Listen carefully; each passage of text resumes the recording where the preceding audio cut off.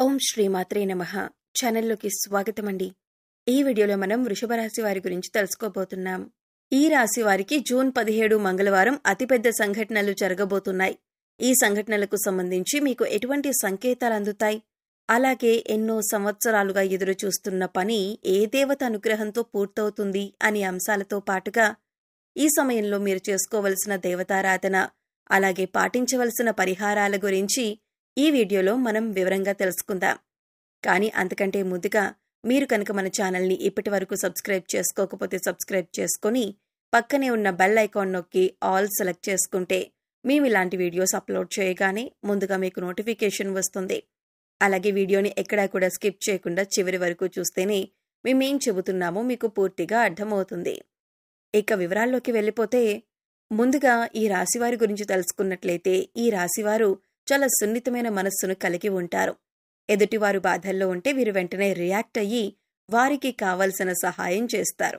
అంటే అది మాట సహాయమైనా, ఆర్థిక సహాయమైనా వెంటనే చేయటానికి ముందుంటారు. ఈ రాశి వారికి అబద్ధాలు చెప్పటమన్నా, మోసం చేయటమన్నా అస్సలు ఇష్టం ఉండదు. అలాగే నా అనుకున్న వారు ఎవరైనా మోసం చేస్తే ఈ రాశివారు అస్సలు సహించలేరు. ఈ రాశివారు స్నేహితులతో అన్నీ షేర్ చేసుకోవటానికి ఇష్టపడతారు. పెద్దలంటే గౌరవ మర్యాదలను కలిగి ఉంటారు. ముఖ్యంగా ఈ రాశివారు గత కొన్ని సంవత్సరాలుగా ఎన్నో ఇబ్బందులు పడి ఉన్నారు. అది ఆర్థికంగా, మానసికంగా, అలాగే ఆరోగ్యపరంగా ఏదో ఒక అంశంలో ఇబ్బందులు పడుతూ వచ్చారు. కానీ ఇకపై మీకు అటువంటి ఇబ్బందులేమీ ఉండవు. మారుతున్నటువంటి గ్రహస్థితి కారణంగా మీరు గత కొన్ని సంవత్సరాలుగా పడుతున్న ఇబ్బందులన్నీ కూడా తొలగిపోతాయి. గతంలో మీరు చేపట్టిన ప్రతి పనిలో కూడా ఆటంకాలు కలిగిన సందర్భాలు కూడా ఉన్నాయి. కానీ ఇకపై మీకు ఈ సమయంలో ఆటంకాలు ఉండవు. మీరు ఎంతో కాలంగా ఎదురుచూస్తున్న మంచి సమయం వచ్చింది. ఆర్థికంగా నిలదొక్కుకోవటానికి కొత్త వ్యాపారం మొదలుపెట్టాలి అనుకున్నట్లయితే అది ఏ విధంగా చేయాలో తెలియక ఇబ్బందులు పడుతూ వచ్చారు. కొత్తగా ఏ రంగంలో ఇన్వెస్ట్ చేయాలి అనే ఆలోచన చేస్తున్నట్లయితే ఇది మీకు మంచి సమయంగా చెప్పుకోవచ్చు. ఎందుకంటే మీరు పనిచేసే ప్రతి పనిలో కూడా విజయం సాధించే సమయం ఇది. ఇది అన్నిట్లో కూడా అనుకూలమైన ఫలితాలను పొందుతారు. అయితే కొత్తగా మొదలుపెట్టే వ్యాపారం గురించి అనుభవజ్ఞుల సలహాలు తీసుకోండి. ఇంట్లో మీ పెద్దల సహాయ సహకారాలు తీసుకుని వారి సలహాతో వ్యాపారాన్ని ప్రారంభించండి. నిరుద్యోగస్తులకు కూడా అనుకూలమైన సమయమని చెప్పొచ్చు.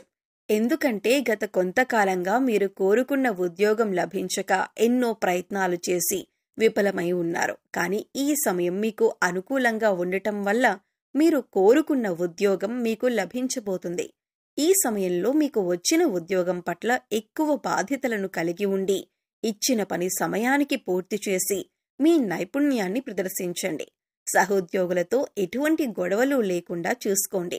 దీనివల్ల మీకు రాబోయే కాలంలో వారు మీకు సహాయపడతారు. ఈ రాశి వారికి ఈ సమయంలో శివయ్య అనుగ్రహం ఉండటం వల్ల మీరు ప్రతి పనిలో కూడా విజయం సాధిస్తున్నారు. మీకు తెలియకుండానే శివయ్య మీకు ప్రతి పనిలో తోడుగా ఉన్నారు. శివయ్య ముందుండి మిమ్మల్ని నడిపిస్తున్నారు.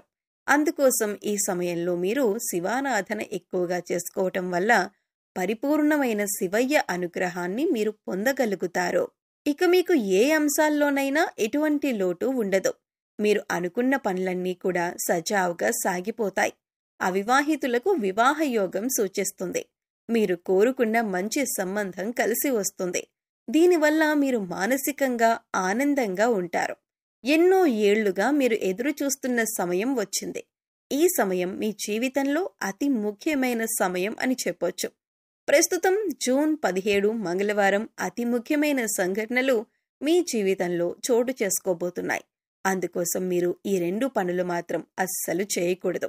పొరపాటున ఈ 2 పనులు చేసినట్లయితే కనుక మీరు కష్టాల్లో చిక్కుకునే అవకాశం ఉంటుంది. మీరు చాలా జాగ్రత్తగా వ్యవహరించవలసిన సమయం ఇది. ఇక ముఖ్యమైన సంఘటనలేంటి, మీరు చేయకూడని పనులేంటి అనే అంశాలను చూద్దాం. మీరు మాత్రం ఈ వీడియోని ఎక్కడా కూడా స్కిప్ చేయకుండా చివరి వరకు చూస్తేనే మేమేం చెబుతున్నామో మీకు పూర్తిగా అర్థమవుతుంది. ముఖ్యంగా మొదటి విషయం ఏంటంటే ఈ రాశివారు ఎప్పుడూ కూడా ఇతరుల మీద ఆధారపడకూడదు. తమ పని తాము చేసుకుంటూ పోవాలి. ఎప్పుడైతే మీరు ఇతరుల మీద ఆధారపడతారో వారు ఆ పని మీద అంత శ్రద్ధ పెట్టకపోవచ్చు. దానివల్ల పనిలో నాణ్యత తగ్గే అవకాశం ఉంటుంది.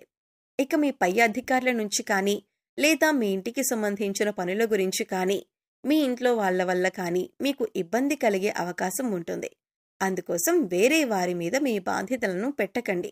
మీరు జాగ్రత్తలు తీసుకోవాల్సిన మరో ముఖ్యమైన అంశం ఏంటంటే నమ్మకం.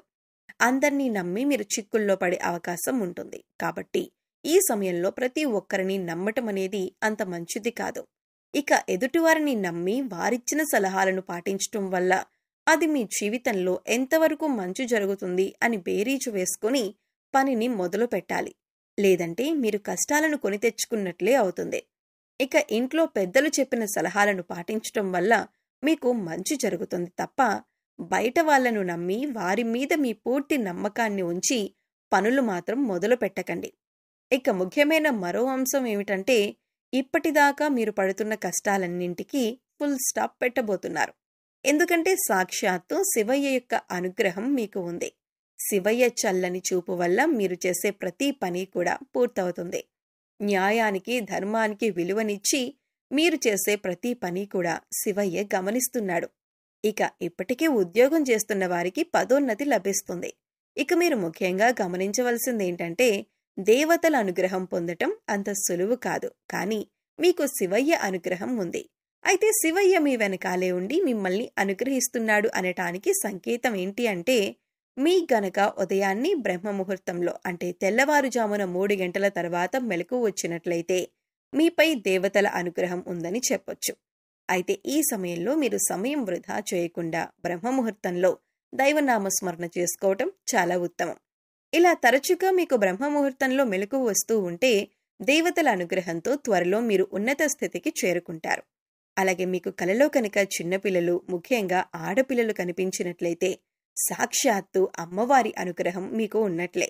కలలో ఆవు కనిపించినా పాము కనిపించినా కూడా అవి శుభ సంకేతంగా చెప్పొచ్చు. ఇవన్నీ కూడా మీకు దేవత అనుగ్రహం ఉందని చెప్పటానికి సంకేతం. అందుకోసం మీ ఇంటిని ఎప్పుడూ కూడా పరిశుభ్రంగా ఉంచుకొని మీ ఇష్టదైవ నామస్మరణ చేసుకుంటూ ఉండండి.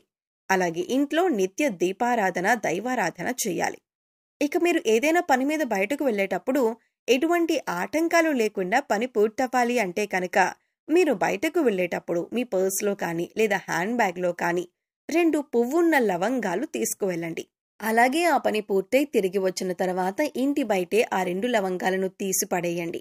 ఇలా చేయటం వల్ల మీరు బయటకు వెళ్లిన పని ఏదైతే ఉందో అది చిన్న పనైనా పెద్ద పనైనా సరే ఖచ్చితంగా మీరు విజయవంతంగా పూర్తి చేసుకోగలుగుతారు. ఒకవేళ లవంగాలు మర్చిపోయి ఇంట్లోకి తీసుకువచ్చినా కూడా ఏమీ కాదండి. కంగారు పడకుండా మీకు గుర్తొచ్చినప్పుడు ఆ 2 లవంగాలు తీసి బయటపడేయండి. ఇక ఈ సమయంలో మీరు చేసుకోవలసిన దేవతారాధన చూసినట్లయితే కనుక ఆడవారు ప్రతిరోజు కూడా తులసి మొక్క దగ్గర పసుపు కుంకుమ గంధం వేసి దీపారాధన చేసి 3 ప్రదక్షిణలు చేసి తులసి మొక్క దగ్గర ఉన్న మట్టిని బొట్టుగా పెట్టుకోండి. దీనివల్ల సుఖ సంతోషాలతో పాటుగా సౌభాగ్యం కలుగుతుంది. ప్రతినిత్యం నవగ్రహ స్తోత్రాలను చదువుకోండి. అలాగే హనుమాన్ చాలీసాను రోజుకి 3 సార్లు పఠించండి. ప్రతి శుక్రవారం లక్ష్మీదేవికి విశేషంగా పూజ చేయండి. మీకు సమయం ఉన్నప్పుడు శివనామ స్మరణ చేసుకోండి. సో చూశారు కదండి, వృషభ రాశి వారికి జూన్ 17 మంగళవారం జరగబోయే అతిపెద్ద సంఘటనలేంటి, ఏ దేవత అనుగ్రహంతో వీరు రాబోయే రోజుల్లో అదృష్టాన్ని పొందబోతున్నారు అనే అంశాలతో పాటుగా ఈ సమయంలో మీరు చేసుకోవలసిన దేవతారాధన అలాగే పాటించవలసిన పరిహారాల గురించి ఈ వీడియోలో మనం వివరంగా తెలుసుకున్నాం కదా. ఈ వీడియో మీకు నచ్చినట్లయితే లైక్ చేయండి. మీ ఫ్రెండ్స్ అండ్ ఫ్యామిలీ మెంబర్స్లో వృషభ రాశి వారు ఉంటే వారితో ఈ వీడియోని షేర్ చేసుకోండి. అలాగే ఇప్పటి వరకు మన ఛానల్ని సబ్స్క్రైబ్ చేసుకోకపోతే సబ్స్క్రైబ్ చేసుకొని పక్కనే ఉన్న బెల్ ఐకాన్ నొక్కి ఆల్ సెలెక్ట్ చేసుకుంటే మేము ఇలాంటి వీడియోస్ అప్లోడ్ చేయగానే ముందుగా మీకు నోటిఫికేషన్ వస్తుంది. మరొక చక్కటి వీడియోతో మళ్ళీ కలుద్దామండి. ఓం శ్రీ మాత్రే నమః.